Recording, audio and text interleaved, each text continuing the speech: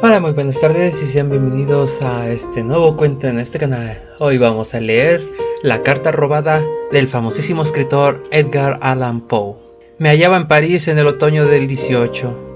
Una noche, después de una tarde ventosa, gozaba del doble placer de la meditación y de una pipa de espuma de mar, en compañía de mi amigo Auguste Dupin, en su pequeña biblioteca o gabinete de estudio del número 33, Rue de Nouveau au Chemin Faubourg Saint-Germain. Llevábamos más de una hora en profundo silencio, y cualquier observador casual nos hubiera creído exclusiva y profundamente dedicados a estudiar las onduladas capas de humo que llenaban la atmósfera de la sala. Por mi parte, me había entregado a la discusión mental de ciertos tópicos sobre los cuales habíamos departido al comienzo de la velada. Me refiero al caso de Marie Roget.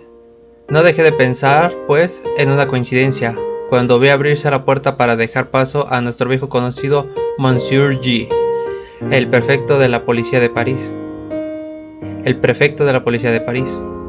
Lo recibimos cordialmente, pues en aquel hombre había tanto de despreciable como de divertido, y llevábamos varios años sin verlo. Como habíamos estado sentados en la oscuridad, Dupin se levantó para encender una lámpara, pero volvió a su asiento sin hacerle cuando G. nos hizo saber que venía a consultarnos, o mejor dicho, a pedir la opinión de mi amigo sobre cierto asunto oficial que le preocupaba grandemente. Si se trata de algo que requiere reflexión, observó Dupin, absteniéndose de dar fuego a la mecha, será mejor examinarlo en la oscuridad. He aquí una de sus ideas raras, dijo el prefecto, para quien todo lo que excedía su comprensión era raro, por lo cual vivía rodeado de una verdadera legión de rarezas. Muy cierto, repuso Dupin, entregando una pipa a nuestro visitante y ofreciendo un confortable asiento. ¿Y cuál es la dificultad?, pregunté. Espero que no sea otro asesinato. Oh, no, nada de eso. Por cierto que es un asunto muy sencillo y no dudo de que podamos resolverlo perfectamente bien por nuestra cuenta. De todos modos, pensé que a Dupin le gustaría conocer los detalles, puesto que es un caso muy raro. Sencillo y raro, dijo Dupin. Justamente, pero tampoco es completamente eso. A decir verdad, todos estamos bastante confundidos, ya que la cosa es sencillísima, y sin embargo, nos deja perplejos. Quizás lo que los induce a error sea precisamente la sencillez del asunto, observó mi amigo. ¡Qué absurdo dice usted!, repuso el prefecto, riendo a carcajadas. Quizá el misterio es un poco demasiado sencillo, dijo Dupin. Oh, Dios mío, ¿cómo se le puede ocurrir semejante idea? Un poco demasiado evidente, ¿no lo cree? Oh, reía el prefecto, divertido hasta más no poder. Dupin, usted acabará por hacerme morir de risa. Veamos, ¿de qué se trata?, pregunté. Pues bien, voy a decírselo, repuso el prefecto. Aspiró profundamente una bocanada de humo e instalándose en un sillón. Puedo explicarlo en pocas palabras, pero antes debo advertirles que el asunto exige el mayor secreto, pues si se supiera lo que he confiado a otras personas podría costarme mi actual posición. Hable usted, dije. O no hable, dijo Dupin. ¿Está bien? He sido informado personalmente por alguien que ocupa un altísimo puesto de que cierto documento de la mayor importancia ha sido robado en las cámaras reales. Se sabe quién es la persona que lo ha robado, pues fue vista cuando se apoderaba de él. También se sabe que el documento continúa en su poder.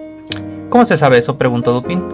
Se deduce claramente, repuso el prefecto, de la naturaleza del documento y de que no se hayan producido ciertas consecuencias que tendrían lugar inmediatamente después de que aquel pasara a otras manos.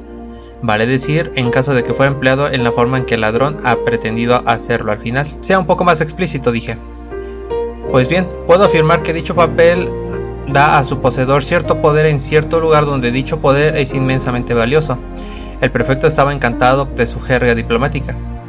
Pues sigo sin entender nada, dijo Dupin. ¿No? Veamos.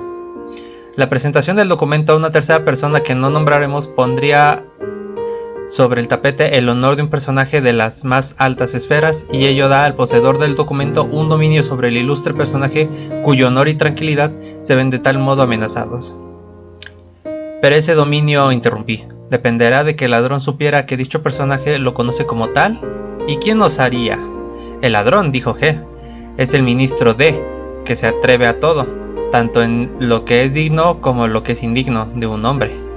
La forma en que cometió el robo es tan ingeniosa como audaz. El documento en cuestión, una carta para ser francos, fue recibido por la persona robada mientras se hallaba a solas en el Boudoir Real. Mientras la leía, se vio repentinamente interrumpida por la entrada de la otra eminente persona, a la cual la primera deseaba ocultar especialmente la carta.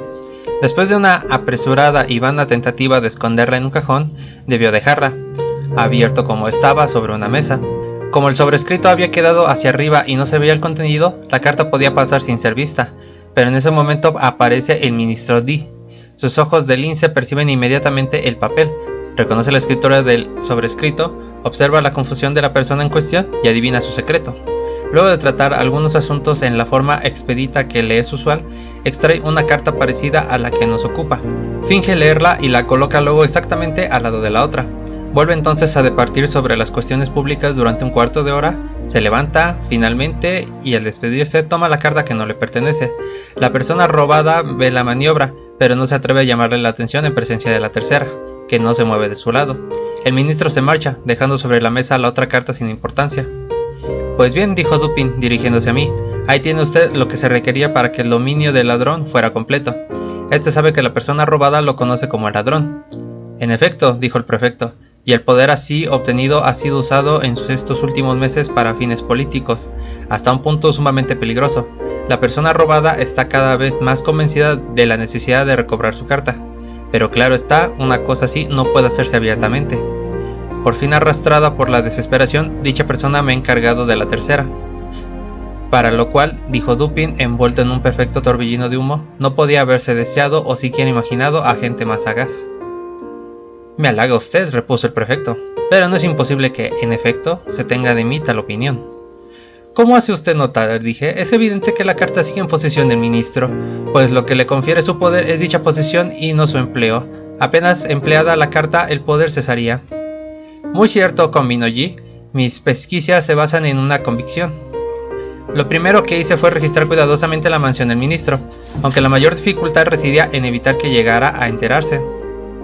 Se me ha prevenido que, por sobre todo, debo impedir que sospeche nuestras intenciones, lo cual sería muy peligroso. Pero usted tiene todas las facilidades para ese tipo de investigaciones, dije. No es la primera vez que la policía parisiense la practica. Oh, naturalmente, por eso no me preocupé demasiado.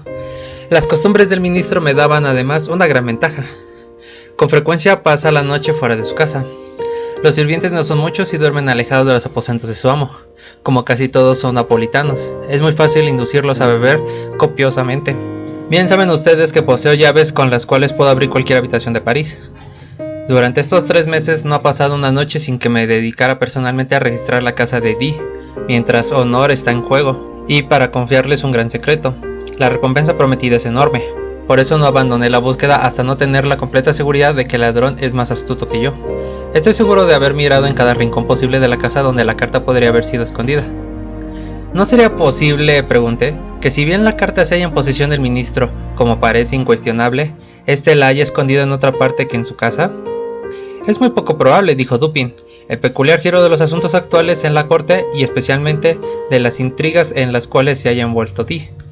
Exigen que el documento esté a mano y que pueda ser exhibido en cualquier momento. Esto último es tan importante como el hecho mismo de su posesión. ¿Que el documento pueda ser exhibido? Pregunté. Si lo prefiere, que pueda ser destruido, dijo Dupin. Pues bien, conviene. Pues bien, el papel tiene que estar en la casa. Supongo que podemos descartar toda idea de que el ministro lo lleve consigo. Por supuesto, dijo el prefecto. He mandado detenerlo 2 veces por falsos salteadores de caminos y he visto personalmente cómo lo registraban. Pudo usted ahorrarse esa molestia, dijo Dupin. Supongo que D no está completamente loco y que ha debido prever esos falsos asaltos como una consecuencia lógica. No está completamente loco, dijo G, pero es un poeta, lo que en mi opinión viene a ser más o menos lo mismo. Cierto, dijo Dupin. Después de aspirar una profunda bocanada de su pipa de espuma de mar, aunque por mi parte me confieso culpable de algunas malas rimas, ¿por qué no nos da detalles de su requisición?, pregunté. Pues bien, como disponíamos del tiempo necesario, buscamos en todas partes. Tengo una larga experiencia en estos casos. Revisé íntegramente la mansión, cuarto por cuarto, dedicado a las noches de toda una semana a cada aposento. Primero examiné el moblaje, abrimos todos los cajones. Supongo que no ignorarán ustedes que, para un agente de policía bien adiestrado, no hay cajón secreto que pueda escapársele. En una búsqueda de esta especie, el hombre que deja sin ver un cajón secreto es un imbécil. Son tan evidentes. En cada mueble hay una cierta masa, un cierto espacio que debe ser explicado. Para eso tenemos reglas muy precisas. No se nos escaparía ni la 50ª parte de una línea. Terminada la inspección de armarios, pasábamos a las sillas, atravesábamos los almohadones con esas largas y finas agujas que me han dicho ustedes emplear. Levantamos las tablas de las mesas. ¿Por qué? Con frecuencia, las personas que desean esconder algo levantan la tapa de una mesa o de un mueble similar, hace un orificio en cada una de las patas, esconde el objeto en cuestión y vuelve a poner la tabla en su sitio. Lo mismo suele hacerse en las cabeceras y postres de las camas. ¿Pero no puede localizarse la cavidad por el sonido?, pregunté. De ninguna manera. Si luego de haberse depositado el objeto, se lo rodea con una capa de algodón. Además, en ese caso estábamos forzados a proceder sin hacer ruido. Pero es imposible que hayan ustedes revisado y desarmado todos los muebles donde pudo ser escondida la carta en la forma que menciona. Una carta puede ser reducida a un delgadísimo rollo, casi igual en volumen a la de una aguja larga de tejer, y en esa forma se la puede insertar, por ejemplo, en el travesaño de una silla. Supongo que no desarmaron todas las sillas, ¿o sí? Por supuesto que no, pero hicimos algo mejor. Examinamos los travesaños de todas las sillas de la casa y las junturas de todos los muebles con ayuda de un poderoso microscopio. Si hubiera habido la menor señal de un reciente cambio, no habríamos dejado de advertirlo instantáneamente. Un simple grano de polvo producido por un barreno nos hubiera saltado a los ojos como si fuera una manzana. La menor diferencia en la encoladura, la más mínima apertura en los ensamblajes, hubiera bastado para orientarnos. Supongo que miraron en los espejos entre los marcos y el cristal y que examinaron las camas y la ropa de la cama, así como los cortinados y las alfombras. Naturalmente, y luego que hubiésemos revisado todo el mueblaje en la misma forma minuciosa, pasamos a la casa misma. Dividimos su superficie en compartimientos que numeramos a fin de que no se nos escapara ninguno. Luego escrutamos cada centímetro cuadrado, incluyendo las dos casas adyacentes, siempre ayudados por el microscopio. ¿Las dos casas adyacentes?, exclamé. Habrán tenido toda clase de dificultades. Sí, pero la recompensa ofrecida es enorme. ¿Incluían ustedes el terreno contiguo a las casas? Dicho terreno está pavimentado con ladrillos. No nos dio demasiado trabajo comparativamente, pues examinamos el musgo entre los ladrillos y lo encontrábamos intacto. ¿Miraron entre los papeles de Dee, naturalmente, y en los libros de la biblioteca? Claro está. Abrimos todos los paquetes y no solo examinamos cada libro, sino que los hojeamos cuidadosamente sin conformarnos con una mera sacudida, como suelen hacerlo nuestros oficiales de la policía. Medimos asimismo el espesor de cada encuadernación, escrutándola luego de la manera más detallada con el microscopio. Si se hubiera insertado un papel en una de esas encuadernaciones, resultaría imposible que se pasara por inadvertido. 5 o 6 volúmenes que salían de manos del encuadernador fueron probados longitudinalmente con las agujas. ¿Exploraron los pisos debajo de las alfombras? Sin duda. Levantamos todas las alfombras y examinamos las planchas con el microscopio. ¿Y el papel de las paredes? Lo mismo. ¿Miraron en los sótanos? Miramos también. Pues entonces, declaré, se ha equivocado usted en sus cálculos y la carta no está en la casa del ministro. Me temo que tenga razón, dijo el prefecto. Pues bien, Dupin, ¿qué me aconseja usted? Revisa de nuevo completamente la casa. Pero es inútil, replicó. Tan seguro estoy de que respiro como de que la carta no está en la casa. No tengo mejor consejo que darle, dijo Dupin. Supongo que posee usted una descripción precisa de la carta. Oh, sí. Luego de extraer una libreta, el prefecto procedió a leer una minuciosa descripción del aspecto interior de la carta y especialmente del exterior. Poco después de terminar su lectura, se despidió de nosotros, desanimado como jamás lo había visto antes. Un mes más tarde nos hizo otra visita y nos encontró ocupados casi en la misma forma que la primera vez. Tomó posesión de una pipa y un sillón y se puso a charlar de cosas triviales. Al cabo de un rato le dije: Veamos, G, ¿qué pasó con la carta robada? Supongo que, por lo menos, se habrá convencido de que no es cosa fácil sobrepujar en astucia al ministro. El diablo se lo lleve. Volví a revisar su casa, como me lo aconsejó Dupin, pero fue tiempo perdido. Ya lo sabía yo de antemano. ¿A cuánto dijo usted que ascendía la recompensa ofrecida?, preguntó Dupin. Pues a mucho dinero, muchísimo. No quiero decir exactamente cuánto, pero eso sí, afirmo que estaría dispuesto a firmar un cheque por 50.000 francos a cualquiera que me consiga esa carta. El asunto va adquiriendo día a día más importancia y la recompensa ha sido recientemente doblada. Pero, aunque ofrecieran 3 veces esa suma, no podría hacer nada más de lo que ya he hecho. Pues la verdad, dijo Dupin arrastrando las palabras entre bocanadas de humo, me parece a mí, G, que usted no ha hecho todo lo que podía hacerse. ¿No cree que aún podría hacer algo más, ¿Cómo? ¿En qué sentido? Pues, podría usted pedir consejo en este asunto. ¿Se acuerda de la historia que cuentan de Abernethy? No, al diablo con Abernethy. De acuerdo, al diablo, pero bienvenido. Érase una vez cierto avaro que tuvo la idea de obtener gratis el consejo médico de Abernathy. Aprovechó una reunión y una conversación corrientes para explicar un caso personal como si se tratase de la obra de otra persona. Supongamos que los síntomas del enfermo son tales y cuales, dijo. Veamos, doctor, ¿qué le aconsejaría usted hacer? Lo que yo le aconsejaría, repuso Abernathy, es consultar a un médico. Vamos, exclamó el prefecto bastante desconcertado. Estoy plenamente dispuesto a pedir consejo y a pagar por él. De verdad daría 50.000 francos a quien quiera que me ayudaría en este asunto. En ese caso, replicó Dupin, abriendo un cajón y sacando una libreta de cheques. Bien, puede usted llenarle un cheque por la suma mencionada. Cuando lo haya firmado, le entregaré la carta. Me quedé estupefacto. En cuanto al prefecto, parecía fulminado. Durante algunos minutos fue incapaz de hablar y de moverse, mientras contemplaba a mi amigo con ojos que parecían salírsele de las órbitas y con la boca abierta. Recobrando un tanto, tomó una pluma y después de varias pausas y abstraídas contemplaciones, llenó y firmó un cheque por 50.000 francos, extendiéndolo por encima de la mesa a Dupin. Este lo examinó cuidadosamente y lo guardó en su cartera. Luego, abriendo un escritorio, sacó una carta y la entregó al prefecto. Nuestro funcionario la tomó en una convulsión de alegría, la abrió con manos trémulas, lanzó una ojeada a su contenido y luego, lanzándose vacilante hacia la puerta, desapareció bruscamente del cuarto y de la casa, sin haber pronunciado una sílaba desde el momento en que Dupin le pidió que llenara el cheque. Una vez que se hubo marchado, mi amigo consintió en darme algunas explicaciones.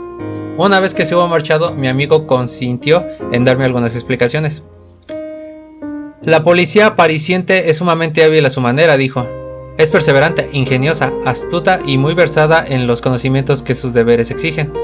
Así, cuando G nos explicó su manera de registrar la mansión de D, tuve plena confianza en que había cumplido una investigación satisfactoria, hasta donde podía alcanzar. ¿Hasta donde podía alcanzar? Repetí. Sí, dijo Dupin. Las medidas adoptadas no solamente eran las mejores en su género, sino que habían sido llevadas a la más absoluta perfección. Si la carta hubiera estado dentro del ámbito de su búsqueda, no cabe la menor duda de que los policías lo hubieran encontrado. Me eché a reír, pero Dupin parecía hablar muy en serio. Las medidas, continuó, eran excelentes en su género y fueron bien ejecutadas. Su defecto residía en que eran inaplicables al caso y al hombre en cuestión. Una cierta cantidad de recursos altamente ingeniosos constituyen para el prefecto una especie de lecho de Procrusto, en el cual quiere meter a la fuerza sus designios. Continuamente se equivoca por ser demasiado profundo o demasiado superficial para el caso, y más de un colega razonaría mejor que él. Conocí a uno que tenía 8 años y cuyos triunfos en el juego de par e impar atraían la admiración general. El juego es muy sencillo y se juega con bolitas. Uno de los contendientes oculta en la mano cierta cantidad de bolitas y pregunta al otro par o impar. Si este adivina correctamente, gana una bolita. Si se equivoca, pierde una. El niño de quien hablo ganaba todas las bolitas de la escuela. Naturalmente tenía un método de adivinación que consistía en la simple observación y en el cálculo de la astucia de sus adversarios. Supongamos que uno de estos sea un perfecto tonto y que levantando la mano cerrada le pregunta ¿par o impar? Nuestro colegial responde impar y pierde, pero a la segunda vez gana. ¿Por cuánto se ha dicho a sí mismo? El tonto tenía pares la primera vez, y su astucia no va más allá de preparar impares para la segunda vez. Por lo tanto diré impar. Lo dice y gana. Ahora bien, si le toca jugar con un tonto ligeramente superior al anterior, razonará en la siguiente forma. Este muchacho sabe que la primera vez elegí impar, y en la segunda se le ocurrirá como primer impulso pasar de par a impar, pero entonces de nuevo un impulso le sugerirá que la variación es demasiado sencilla, y finalmente se decidirá poner bolitas pares como la primera vez. Por lo tanto diré pares. Así lo hace y gana. Ahora bien, esta manera de razonar del colegial, a quien sus camaradas llaman afortunado, ¿en qué consistía si se analizaba con cuidado? Consiste, repuse, en la identificación del intelecto del razonador con el de su oponente. Exactamente, dijo Dupin. Cuando pregunté al muchacho de qué manera lograba esa total identificación en la cual residían sus triunfos, me contestó: si quiero averiguar si alguien es inteligente o estúpido, o bueno o malo, y saber cuáles son sus pensamientos en ese momento, adapto lo más posible la expresión de mi cara a la de la suya, y luego espero hasta ver qué pensamientos o sentimientos surgen en mi mente o en mi corazón, coincidentes con la expresión de mi cara. Esta respuesta del colegial está en la base de toda la falsa profundidad atribuida a la Rochefoucauld, la Bruyère, Maquiavelo y Campanella. Si comprendo bien, dije, la identificación del intelecto del razonador con la de su oponente depende de la precisión con que se mida la inteligencia de este último. Depende de ello para sus resultados prácticos, replicó Dupin, y el prefecto y sus cohortes fracasan con tanta frecuencia, primero por no lograr dicha identificación y segundo por medir mal, o mejor dicho por no medir, el intelecto en el cual se enfrentan. Solo tienen en cuenta sus propias ideas ingeniosas, y al buscar alguna cosa oculta, se fijan solamente en los métodos que ellos hubieran empleado para ocultarla. Tienen mucha razón en la medida en que su propio ingenio es fiel representante del de las masas. Pero cuando la astucia del malhechor posee un carácter distinto de la suya, aquel lo derrota, como es natural. Esto ocurre siempre cuando se trata de una astucia superior a la suya, y muy frecuentemente cuando está por debajo, los policías no admiten variaciones de principio en sus investigaciones. A lo sumo, si se ven apurados por algún caso insólito o movidos por una recompensa extraordinaria, extienden o exageran sus viejas modalidades rutinarias, pero sin tocar los principios. Por ejemplo, en este asunto de D, ¿qué se ha hecho para modificar el principio de acción? ¿Qué son esas perforaciones, esos escrutinios con el microscopio, esa división de la superficie del edificio en centímetros cuadrados numerados? ¿Qué representan sino la aplicación exagerada del principio o la serie de principios que rigen una búsqueda, y que se basan a su vez en una serie de nociones sobre el ingenio humano, a las cuales se ha acostumbrado el prefecto en la prolongada rutina de su tarea? ¿No ha advertido que G da por sentado que todo hombre esconde una carta, sino exactamente en un agujero practicado en la pata de una silla? Por lo menos en algún agujero o rincón sugerido por la misma línea de pensamiento que inspira la idea de esconderla en un agujero hecho en la pata de una silla. Observe asimismo que esos escondrijos rebuscados solo se utilizan en ocasiones ordinarias, y solo serán elegidos por inteligencias igualmente ordinarias. Vale decir que en todos los casos de ocultamiento cabe presumir, en primer término, que se ha efectuado dentro de esas líneas. Por lo tanto, su descubrimiento no depende en absoluto de la perspicacia, sino del cuidado, la paciencia y la obstinación de los buscadores. Y si el caso es de importancia o la recompensa magnífica, lo cual equivale a la misma cosa a los ojos de los policías, las cualidades aludidas no fracasan jamás. ¿Comprenderá usted ahora lo que quiero decir cuando sostengo que si la carta robada hubiese estado escondida en cualquier parte dentro de los límites de la pesquisición del perfecto? En otras palabras, si el principio rector de su ocultamiento hubiera estado comprendido dentro de los principios del prefecto, hubiera sido descubierta sin la más mínima duda. Pero nuestro funcionario ha sido mistificado por completo, y la remota fuente de su derrota yace en su suposición de que el ministro es un loco porque ha logrado renombrar como poeta. Todos los locos son poetas en el pensamiento del prefecto, de donde cabe considerarlo culpable de un non distributum medi, por inferir de lo anterior que todos los poetas son locos. ¿Pero se trata realmente del poeta?, pregunté. Sé que Dee tiene un hermano y que ambos han logrado reputación en el campo de las letras. Creo que el ministro ha escrito una obra notable sobre el cálculo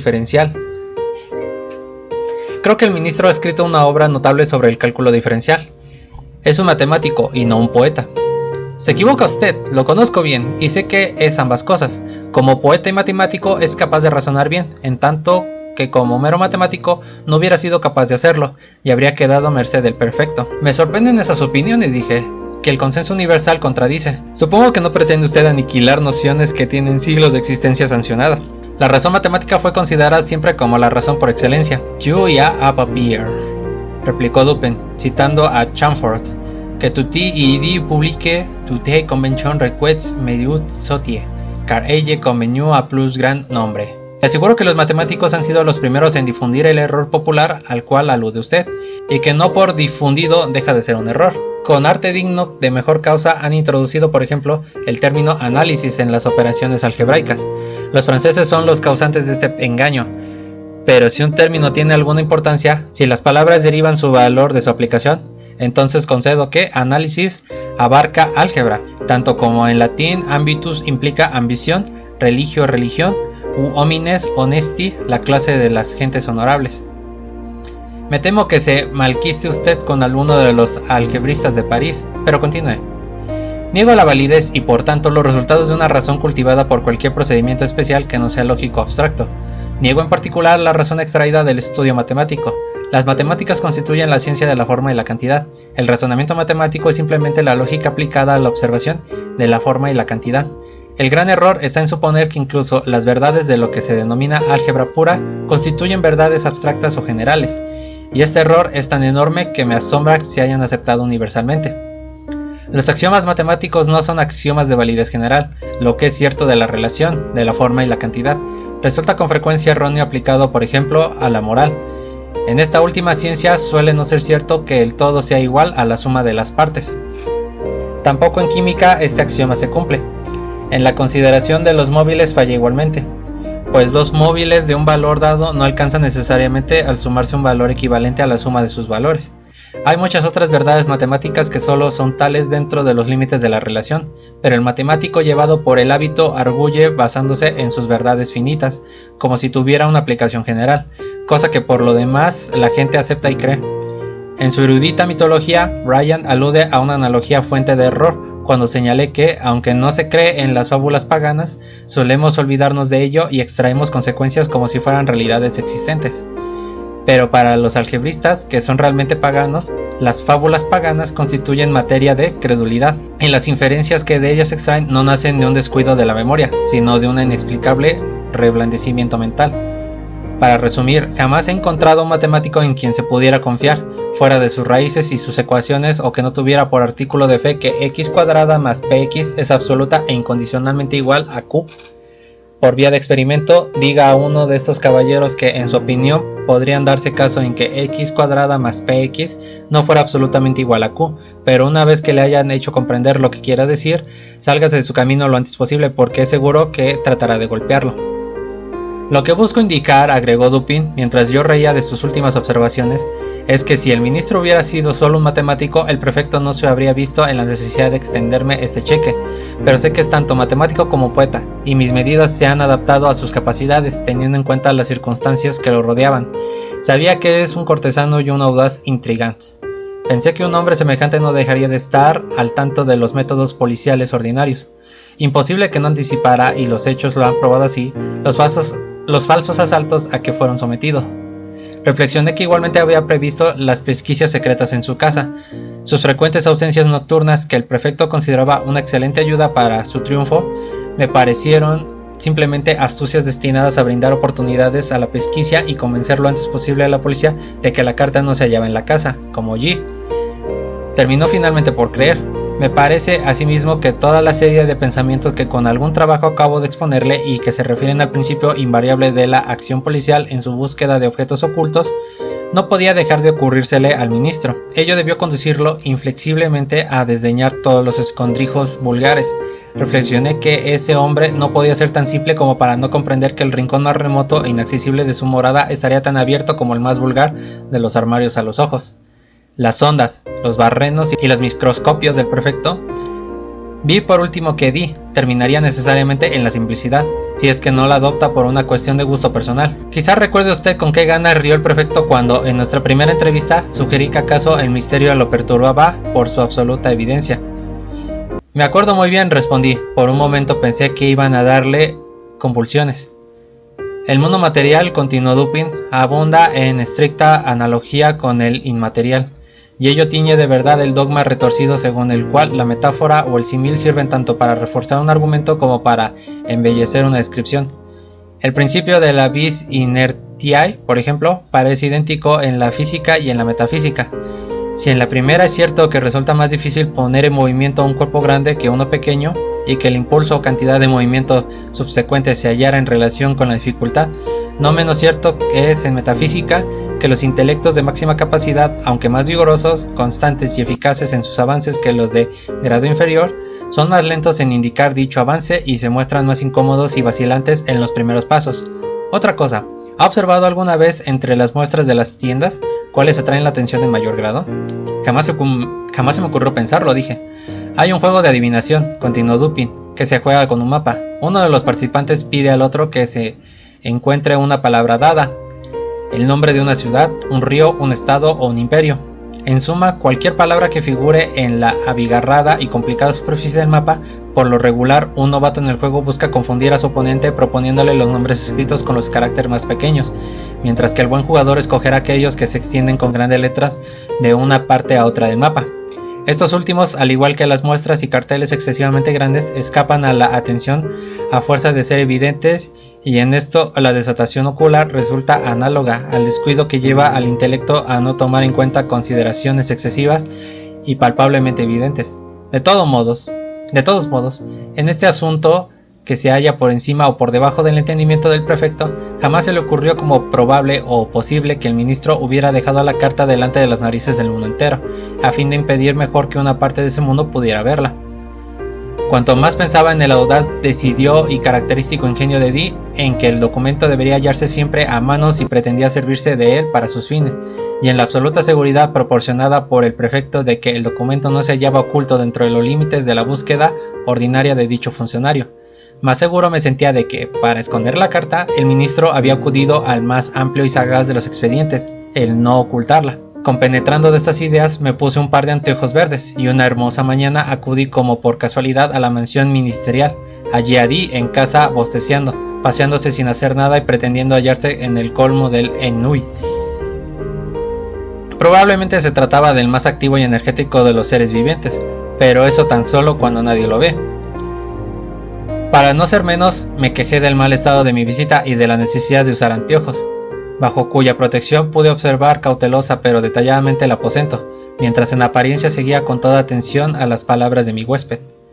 Dediqué especial cuidado a una gran mesa escritorio junto a la cual se sentaba D, y en la que aparecían mezcladas algunas cartas y papeles, juntamente con un par de instrumentos musicales y unos pocos libros, pero después de un prolongado y atento escrutinio no vi nada que procura mis sospechas. Dando la vuelta al aposento, mis ojos cayeron por fin sobre un insignificante tarjetero de cartón recortado que colgaba, sujeto por una sucia cinta azul, de una pequeña perilla de bronce en mitad de la repisa de la chimenea. En este tarjetero, que estaba dividido en 3 o 4 compartimentos, vi 5 o 6 tarjetas de visitantes y una sola carta. Esta última parecía muy arrugada y manchada, estaba rota, casi por la mitad, como si a una primera intención de destruirla por inútil hubiera sucedido otra. Ostentaba un gran sello negro, con el monograma de Dee, muy visible, y el sobrescrito dirigido al mismo ministro revelaba una letra menuda y femenina. La carta había sido arrojada con descuido, casi se diría que desdeñosamente, en uno de los compartimentos superiores del tarjetero. Tan pronto hube visto dicha carta, me di cuenta de que era la que buscaba. Por cierto que su apariencia difería completamente de la minuciosa descripción que nos había leído el prefecto. En este caso el sello era grande y negro, con el monograma de Dee. En el otro era pequeño y rojo, con las armas ducales de la familia S. El sobrescrito de la presente carta mostraba una letra menuda y femenina, mientras que el otro, dirigido a cierta persona real, había sido trazado con caracteres firmes y decididos. Solo el tamaño mostraba la analogía, pero en cambio lo radical de una diferencia que resultaban excesivas. La suciedad, el papel arrugado y roto en parte, tan inconcebibles con los verdaderos hábitos metódicos de Dee, y tan sugestivo de la intención de engañar sobre el verdadero valor del documento. Todo ello, digo, sumando la ubicación de la carta insolentamente colocada bajo los ojos de cualquier visitante y consciente, por tanto, con las conclusiones a las que ya había arribado, corroboraron decididamente las sospechas de que alguien que había ido allá con intenciones de sospechar. Prolongué lo más posible mi visita, y mientras discutía animadamente con el ministro acerca de un tema que jamás ha dejado de interesarle y apasionarlo, mantuve mi atención clavada en la carta. Confiaba asimismo a mi memoria los detalles de su apariencia exterior y de su colocación en el tarjetero, pero terminé además por descubrir algo que disipó las últimas dudas que podían haber abrigado.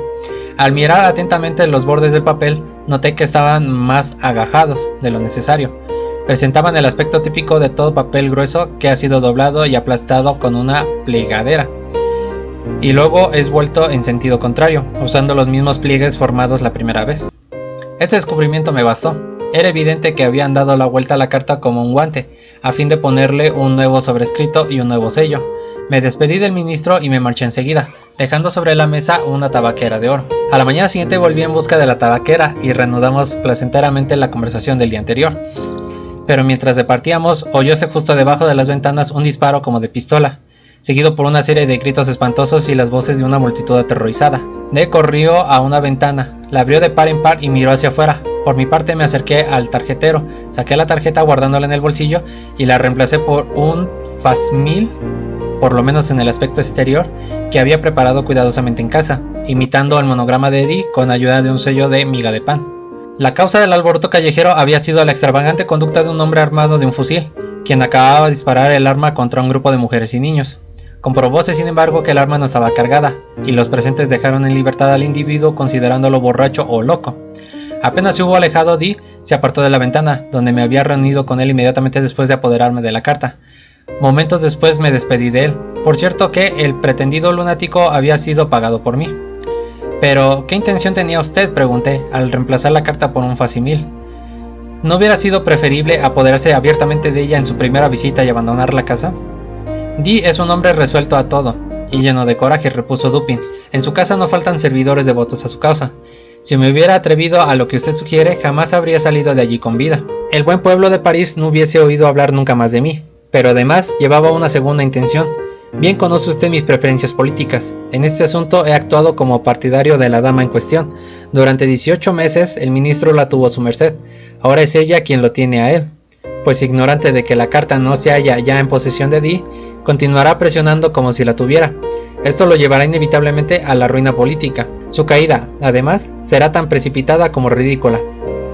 Está muy bien hablar del facilis desniu a Berny, pero en materia de ascensiones, cabe decir que la catalani decidí del canto, o sea, que es mucho más fácil subir que bajar. En el presente caso no tengo simpatía o por lo menos compasión hacia el que baja. Dee es el monstrum horrendum, el hombre de genio carente de principios.